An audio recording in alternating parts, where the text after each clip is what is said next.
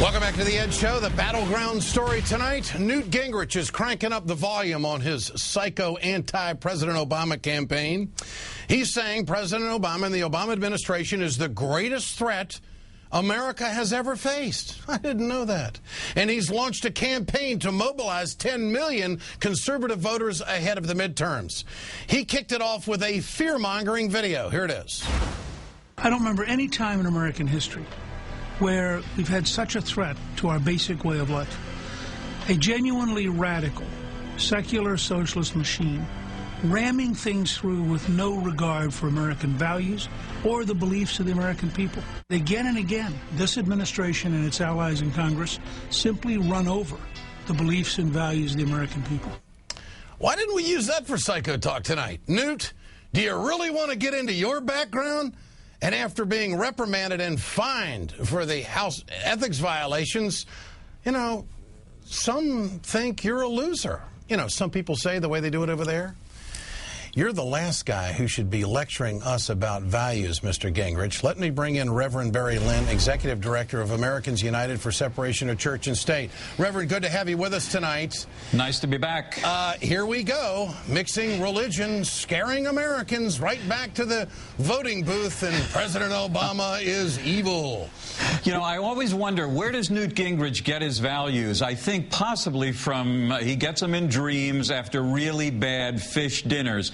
Because, frankly, let me give you some numbers. The American people, 75% of us believe, for example, that gays should serve openly in the military. 75%. Newt Gingrich says, no, they shouldn't. The majority of Americans in polls and in elections say no to those school vouchers, the things that Governor Christie in New Jersey wants to implement in order to destroy public education.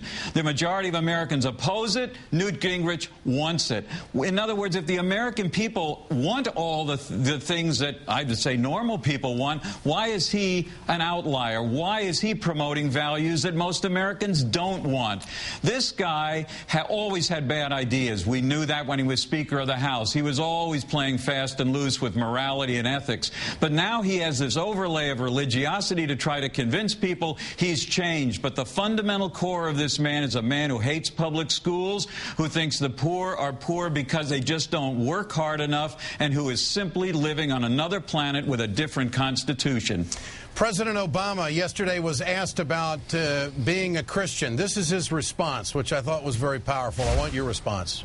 I'm a Christian by choice. You know, my family didn't, you know, frankly, they weren't folks who went to church every week. So I came to my Christian faith later in life, and it was because the precepts of Jesus Christ spoke to me in terms of the kind of life that I would want to lead. Being my brothers and sisters' keeper, treating others as they would treat me. Reverend Lynn, if you didn't know President Obama, how good is that answer? It's a great answer because it is what more and more Americans do. There's a lot of movement in how we grew up and what we become later in life as a religious matter. We choose what seems to fit, what makes sense, what are the policies of a religious organization that we think are good ones. Now, what people on the far right do is they say, well, you know, maybe we could be our brother's keeper, but not the government. The government shouldn't have anything to do with it. Maybe we'll be nice people, but we don't want the government to implement policies that are really going to help the people who are at the bottom of the heap. Usually, by the way, put at the bottom of the heap because of other policies that government has put in place. But the right-wingers have gone crazy over what that clip that you just showed, said, oh, he's just trying to make excuses. He knows a lot of people think he's a Muslim, and he just wants to show this. What he said is authentic Christianity as many of us develop it. And the response today from the Baxter and some of the righty talkers was referring to him as the Ayatollah and also saying that he is evil.